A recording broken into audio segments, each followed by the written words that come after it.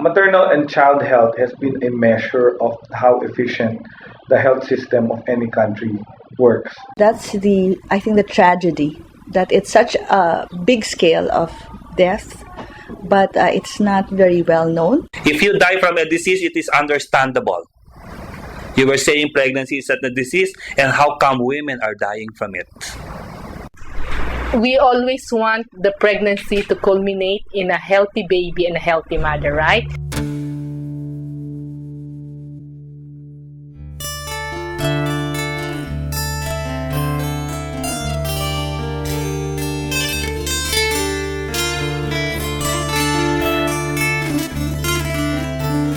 According to the United Nations Children's Fund, 11 Filipino mothers die every day due to complications related to pregnancy and childbirth.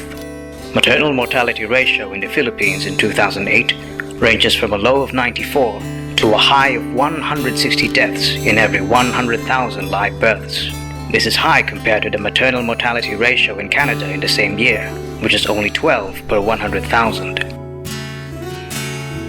There's a lot of lack of understanding about the problem, because people worry here about the dengue hemorrhagic fever right now, which kills 300, not knowing that the death rates for women who die of preventable maternal deaths are really great, and the rates are not coming down, and it's a silent epidemic actually that has not figured into the consciousness of the public and especially of policymakers. So that's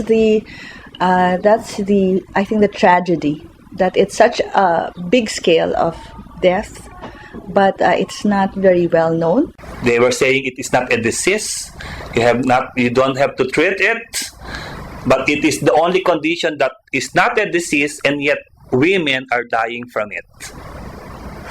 Okay? If you die from a disease, it is understandable. You were saying pregnancy is not a disease, and how come women are dying from it?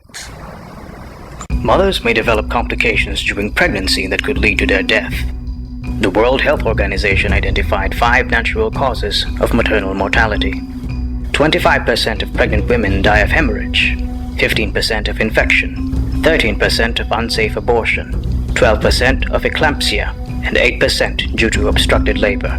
However, UNICEF explains that most maternal deaths could be avoided.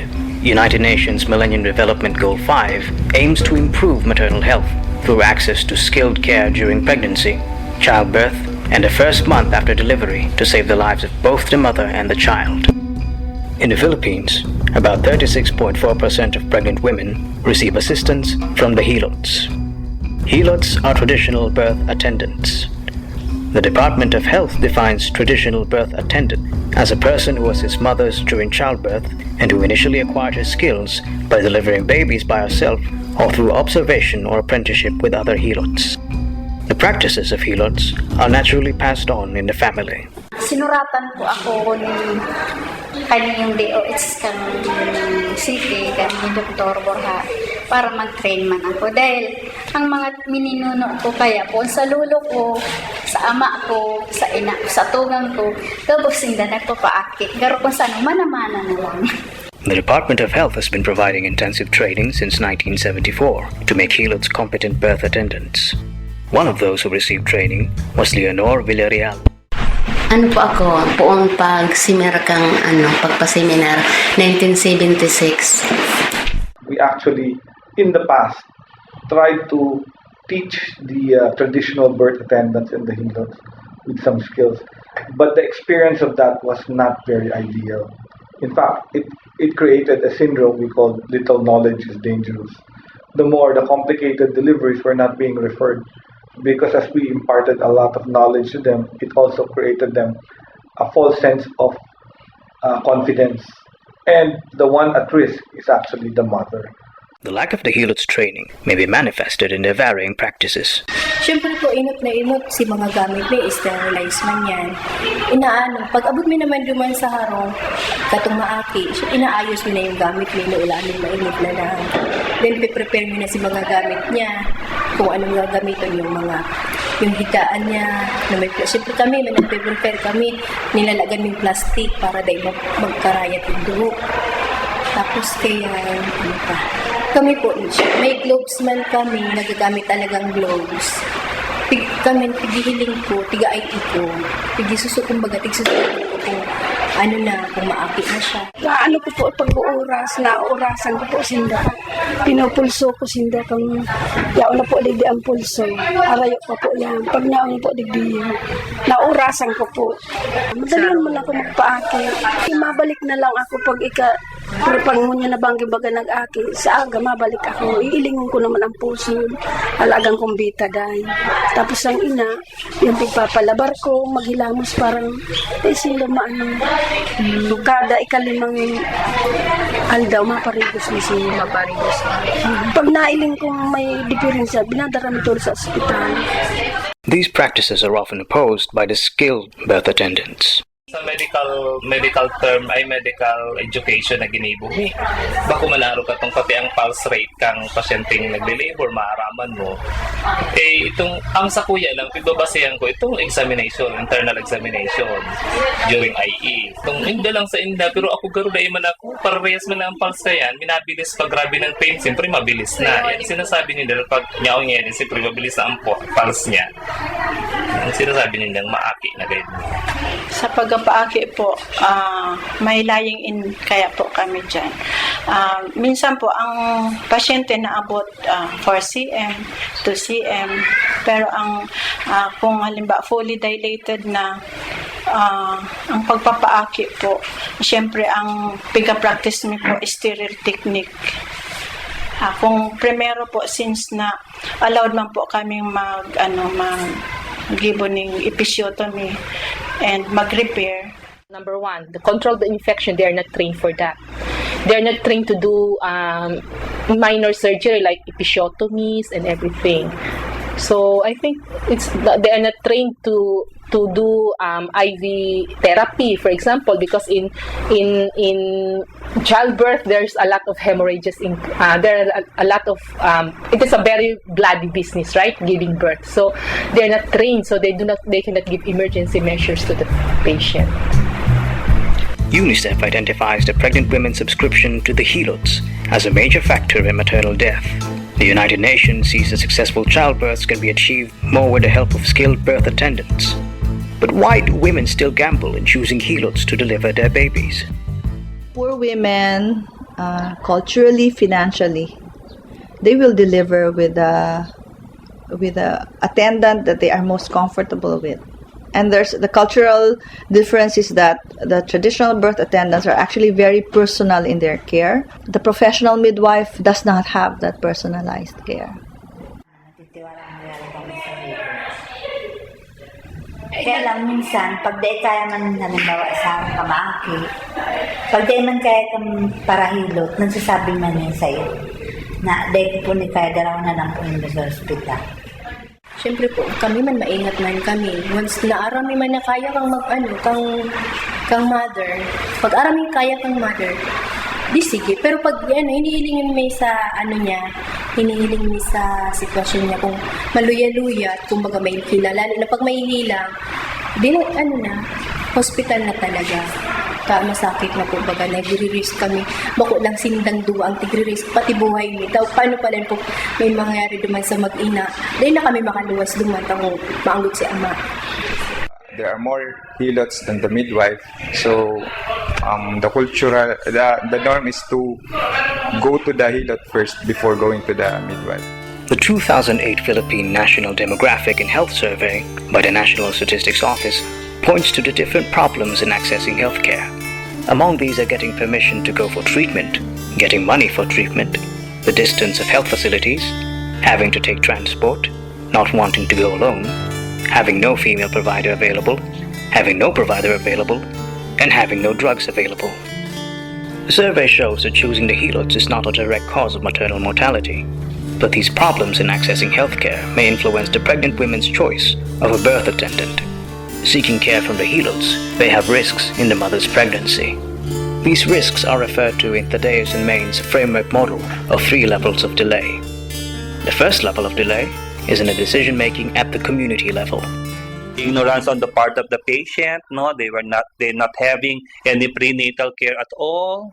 They may be having a watery discharge for 1 week, maybe bleeding for a long period of time. Only at the time that the condition become irreversible, that's the only time they will go to the hospital.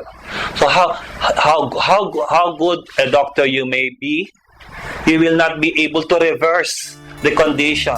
The second delay is in the accessibility and transport to a health facility and the options for communication. Second, that can also be because the health facilities are quite far from them. And it's not unusual for our people to live hours away from the nearest hospital. Some even have to ride boats to be able to go to the nearest clinic or hospital. The third delay is in the availability and quality of appropriate care. The third is they do get to reach a hospital, but unfortunately not all our hospitals are fully equipped. So some of our hospitals, the anesthesiologist is not available, they have no anesthesia machine, so that they need to do emergency intervention, but the emergency intervention is again delayed. The delay in the decision to seek care, delay in the arrival at a health facility, and delay in the provision of appropriate care are all interconnected and may occur all at the same time. All of this, as you can see, is a continuum, and some of them are entirely preventable, because if the mother gets good prenatal care, you can actually identify already who should be giving birth in a hospital and who should be given in less safe conditions. So yung second delivery, normal, without any complications. Initiatives are being done to address the 3 levels of delay to reduce maternal mortality. In 2008, the Department of Health released Administrative Order 2008-0029 to implement the Integrated Maternal, Neonatal and Child Health and Nutrition, or MNCHN strategy. The 2008-0029 Administrative Order is really all about improving maternal mortality through a strategy. The goal of the administrative order is to significantly lower maternal mortality. The MNCHN service delivery network shall be organized as follows. Number 1 is the community-level service providers. They are the health workers tasked to give primary healthcare services, including the campaign for proper birth spacing, complete required antenatal care visits, aid in the shift to facility-based birth assisted by professional attendants, postpartum and postnatal care, and assistance in other health packages for women and children. This also limits the role of the helots to assisting the professional attendants and health workers. Number 2 is the basic emergency obstetrics and newborn care, or BEMONC. The BEMONC facilities comprise the core district hospital or similar facilities capable of performing the obstetric functions, neonatal emergency care, and blood transfusions. Number 3 is the comprehensive emergency obstetrics and newborn care, or CEMONC. The CEMONC facilities are referral public and private facilities capable of managing complicated deliveries, including the same functions as the BEMONC, cesarean section, and other highly specialized obstetric services. In the municipality of Minalabak, Camarines Sur, Mayor Leovigildo Basmayor has launched a strong campaign for maternal care. One of his initiatives is the Project Maternal Assistance Monitoring Activity, or Project MAMA. Our intention is to identify every household that has got pregnant women, and this is done by a maximum cooperation between barangay leaders, our health workers, and our barangay officials. The intention is to come up with a database so we can assist all of them from the time they are aware that they are pregnant up to the time that they will deliver. Also, we have tried to institutionalize one program like giving medical advice to pregnant women via cell phone, so they can text us for whatever problem that they are encountering while they are waiting for the delivery. They can call us, or we can call them. We always make our ambulance available, so we can pick them up anytime there's a need to bring them to the hospital. Mayor Basmayo's other initiative is Ordinance Number 121-2011, regulating the practices of trained birth attendants and all health workers on safe motherhood or maternal and child health care program. Mapundo na lang kami, tama man naman kami mapupuan. Araw man po nga ni magtugod sinda, ma-asistimang giraray kami ligdi sa inda. Kuda ako man nagdodolok sa ko, simple katabangan ko, ta naiirak man ako. Kung sabi ko, dumana lang kita sa sinter. Kung abo, kung magiginibo sa indo, kung abo ka mo, basta dadarong ka sa sinter. O kaya sa ospital. As far as the municipal ordinance is concerned, if they bring pregnant women in our facilities, they will be given a certain amount as part of the share. If they help, they will just be assisting our midwives, and part of the money that we will collect will be returned to the helots. The local government unit in Minalabak also tapped resources of private corporations in building lying-in and birthing facilities. 2 birthing facilities have already been constructed in the municipality by the Zwellig Foundation. Another one would be built by the end of 2011 from Pfizer Park Davis. So there are 2 birthing facilities now, and with this new one from Pfizer, I think the building will be a lot better, a lot bigger, to accommodate more patients. So we are putting in a facility beside the rural health unit. This facility is for natural birth, and this is under partnership with the Department of Health and participating local government units. The main purpose of this is to provide an alternative, because despite an administrative order banning a home-based delivery, there's still a lot of people. In fact, in 2009, statistics would dictate that 60% of women gave birth in their houses. So we want to lessen that. So we would want them to just go into the facility and train birth attendants. So that's the whole project there. When you look at it, 2015 is so near. So that's why we created the facility out of shipping containers, which can be done in 2 weeks' time. So we knew that we wanted to put up something fast, something that works, and something that's easily replicable in record-breaking time.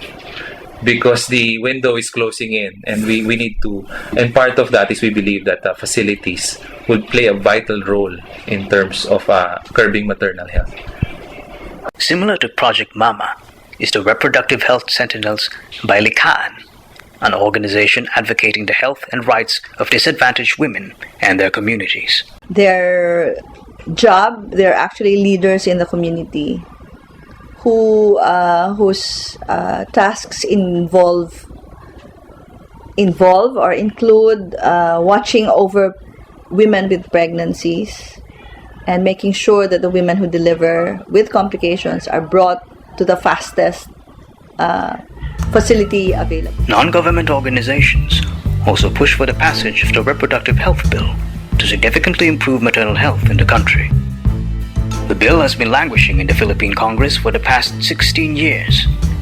It is only now that it is getting a fair chance of becoming law. Reproductive health, it requires a series of interlinked elements to ensure that every woman can have a safe reproductive life, and not just every woman, every man, woman, and even children can have safe lives when it comes to the area of reproduction. The Reproductive Health, or RH Bill, shall provide an integrated healthcare program that includes the following: family planning information and services, maternal, infant and child health and nutrition, including breastfeeding, proscription of abortion and management of abortion complications, adolescent and youth reproductive health, prevention and management of reproductive tract infections, HIV and AIDS, and other sexually transmittable infections, elimination of violence against women,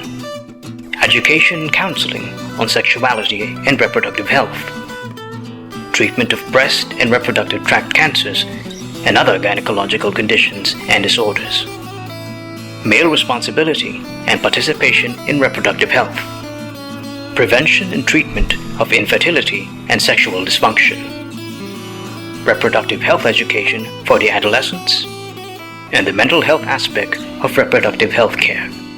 Conscious efforts are being made to reduce maternal mortality, but there is still a lot to be done. Undersecretary Herbosa calls for cooperation among the different sectors in their goal to improve maternal health. None of us want our mothers to die giving birth. Is there anyone out there from the NGO, the government, or the other sectors who want mothers to die while giving birth? None. The key is to act accordingly.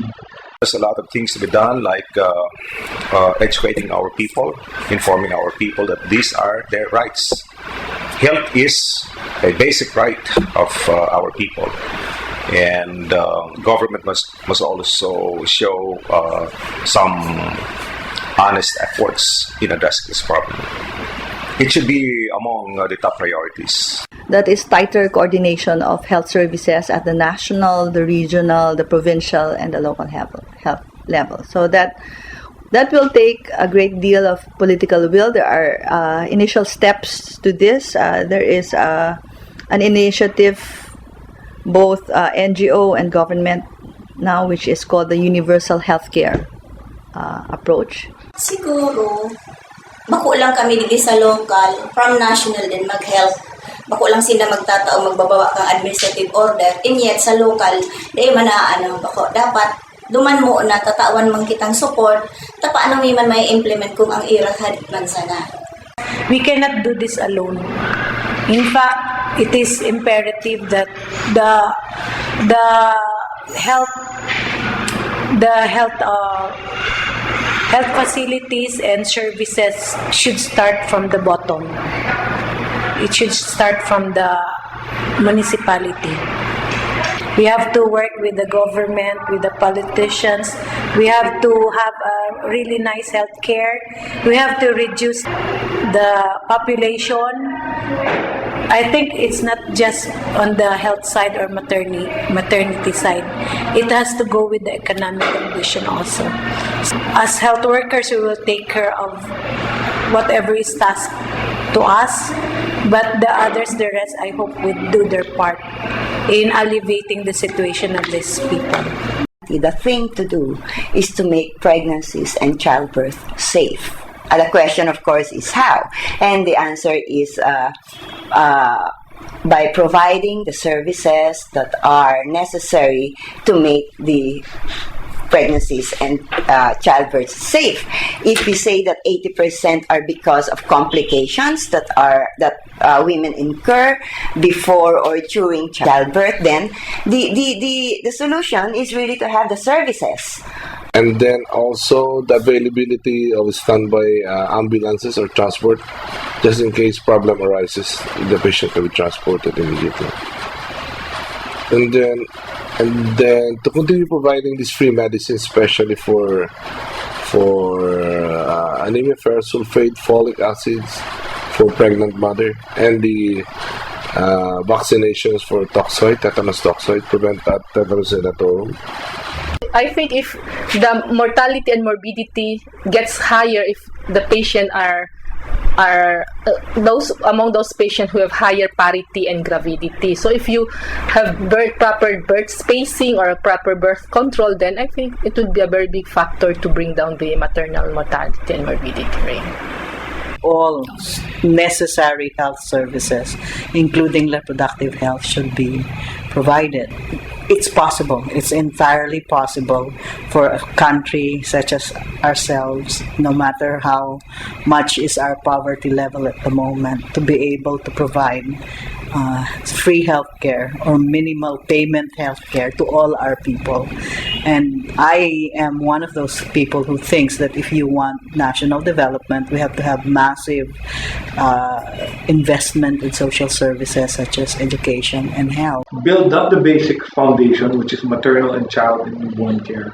Build up that basic, and then we can proceed and compete in the global market.